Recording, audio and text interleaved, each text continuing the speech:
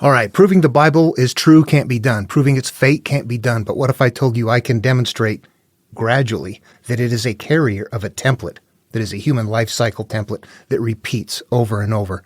I can demonstrate what the Bible actually is. There's something in there that people aren't seeing, and it's not the religion. And people that deny it, I'm telling you, there's something in there that isn't the religion. Okay, in this video, what I'm going to do is finish up, or at least do one more video on short verse. This is a very special verse that I find not very commonly. I find it in Christian works, in the Gospels. It is a transitional verse. This verse actually transitions us from the past to the future, or from outward looking to inward looking.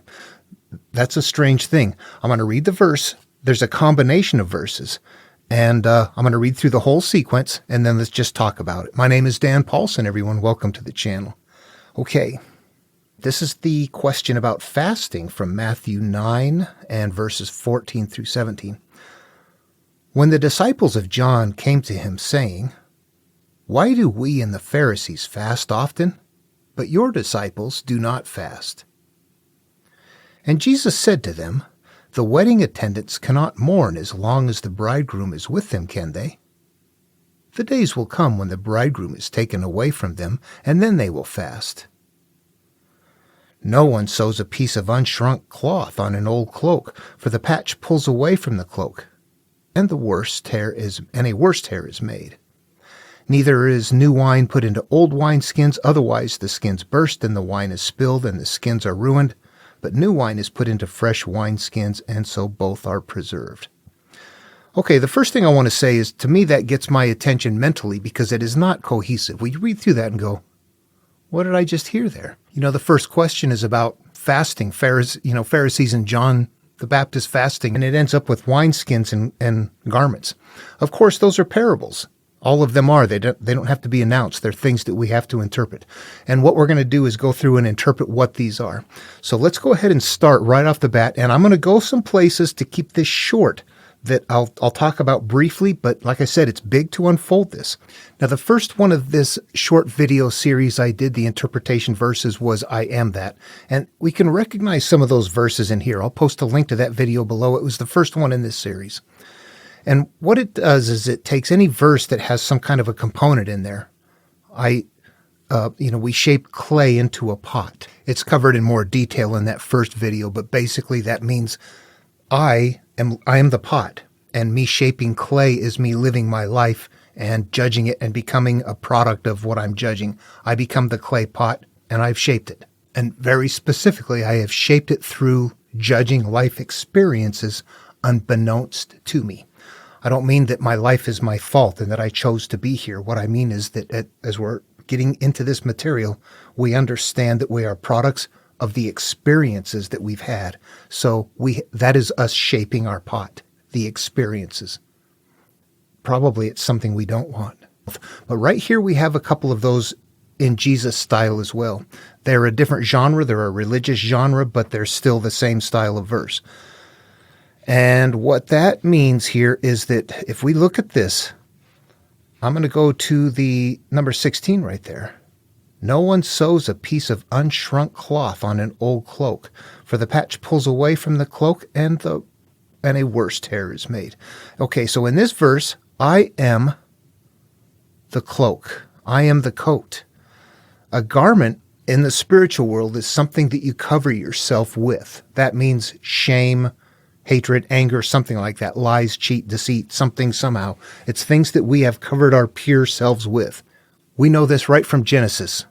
If we are Adam and Eve, conscious, subconscious, in the Garden of Eden, myself, kid, naked, unashamed. I have nothing to hide. I've got nothing to cover me with.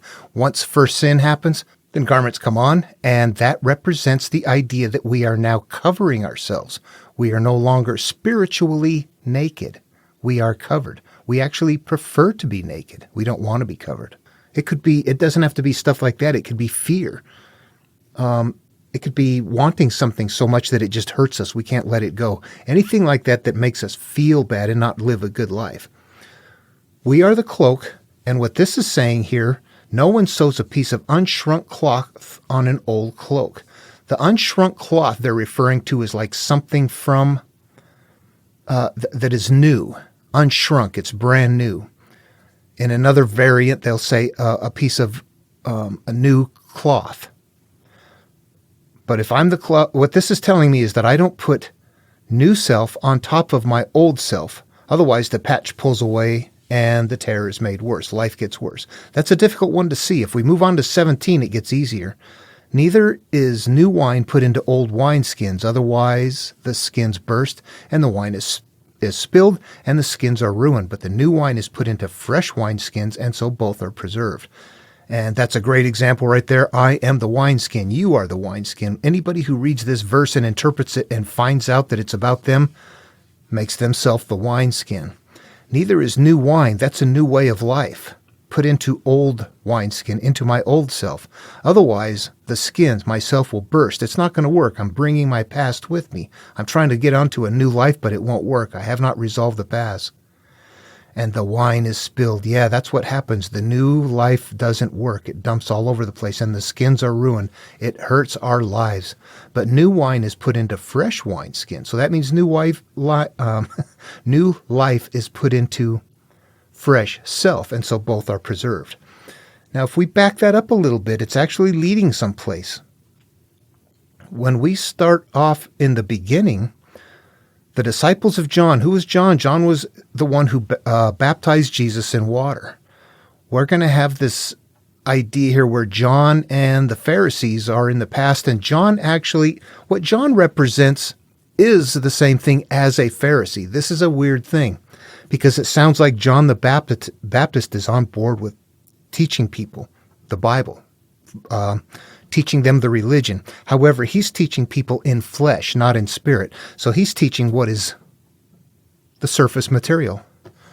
Repent, ye sinner, for the end is near, is what he's preaching. He doesn't know the template is there. The Pharisees don't know the template is there. They're teaching it like, repent, ye sinner, for the end is near. Sorry, I shouldn't be using the Dhammapada for that, but my Bible's on the shelf. What we have then is this idea that there is a way to understand this material that is only on the surface. That is, understanding and believing the religion is what is there.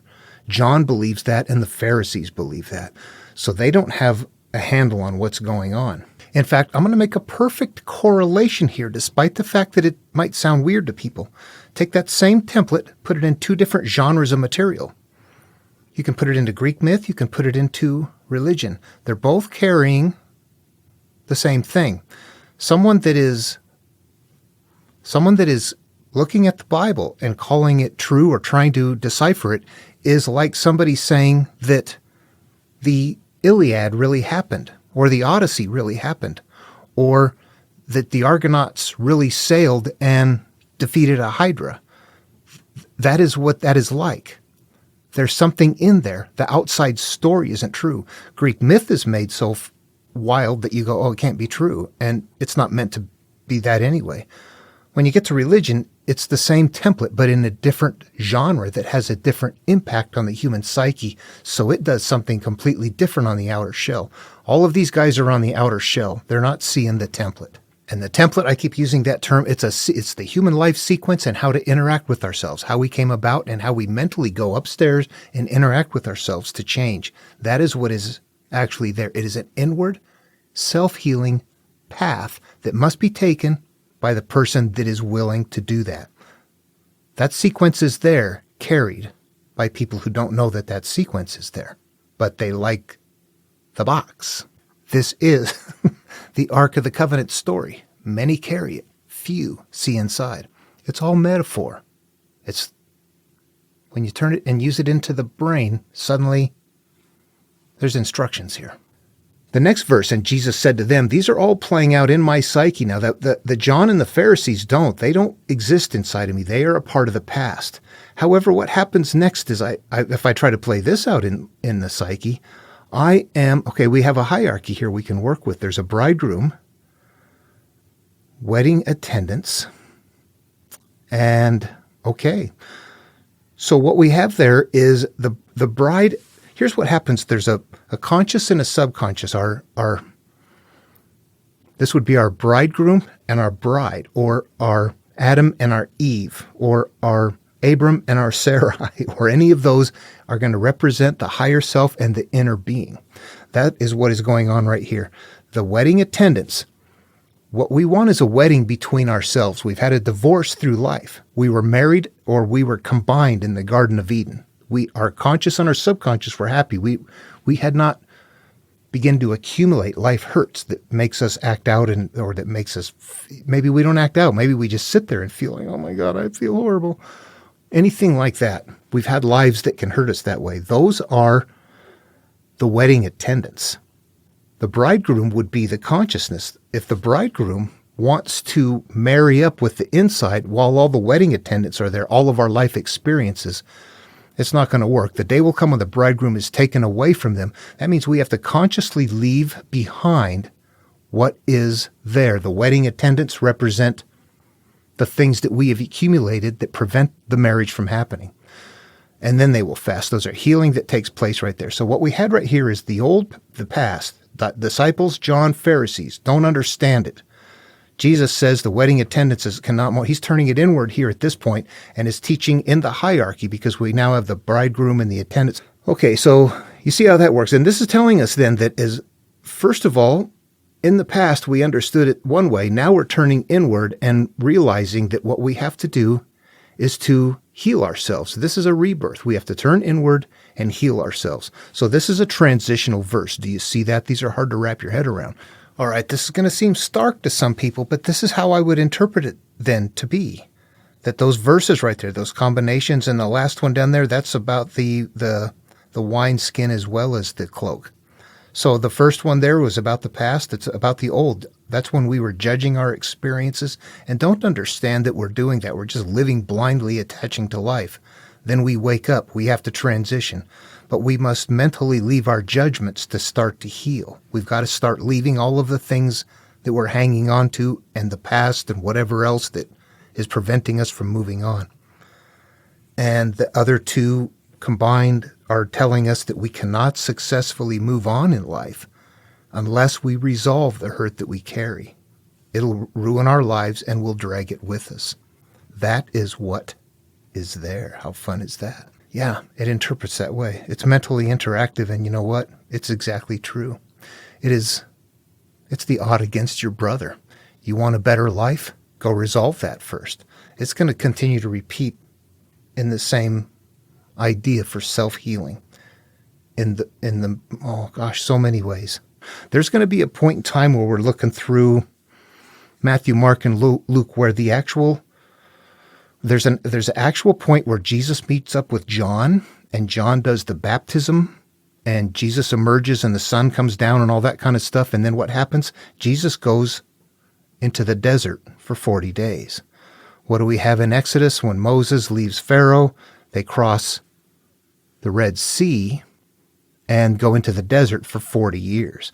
We're going to start seeing components that line up here. So if we back that up, 40 years in the desert. Oh, that was the time till purging, enlightenment. That's like how long it took 40 days and 40 nights for the flood before things are anew. We begin to see this 40 begin to emerge as a place that we can commonly tie up. That means that there's a purging going on right there from the start to the finish.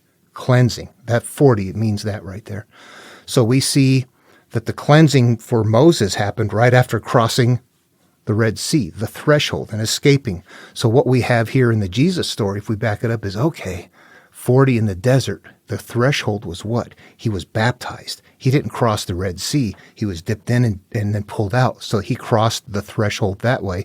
And John represents the past, and the Pharisees represent the past, and that would be the same as in Exodus leaving Pharaoh behind. Now we're leaving John and the Pharisees' understanding behind. Okay, see how that works? Is that fun? It might be a little tough to wrap one's head around. Ask any questions or make any comments. Feel free to. I'm going to return back to Genesis in the next series. What I have to do now is start focusing in on collecting the analogs. It got boring. There was nobody really helping. It was so mundane that I kind of lost interest. But now there's people involved and we're looking at things, and I want to get back to that. Honestly, Genesis establishes analogous combinations. There's a point like where 7, Garden of Eden, 3 are all going to be like representing the same point in our time in life, where we are before life experiences, before we begin attaching to life. And it's going to continually reference in the material to try to get back to that point. But it's not going to say go back to the Garden of Eden. It's going to be creating all kinds of different terms that mean that same thing. However, it's doing so in a structured way in Genesis that we would understand if we had it memorized, but we don't. I'm going to get back there and work on that, and I think some people are going to help out with counting things. We're going to start creating this list of analogs. There is a structured network in here that is actually visible that we can analyze. It just takes a while. All right, the channel has a Discord server. I'll post a link below to that, and again, a link to the first video. Actually, I'll put a link instead to the playlist that all these 10 are in, 9 or 10 of these, and it's the first one. All right, hope this was fun and interesting. You see that transitional verse, and how do you see them? You read them and go, how come that sounds so weird? Did he really even answer the question? It went someplace bizarre. It was not smooth, and it's not supposed to be. It's meant to be something that is like it's a verbal game. How are they going to tell you to look? They got to put something in there that trips you up.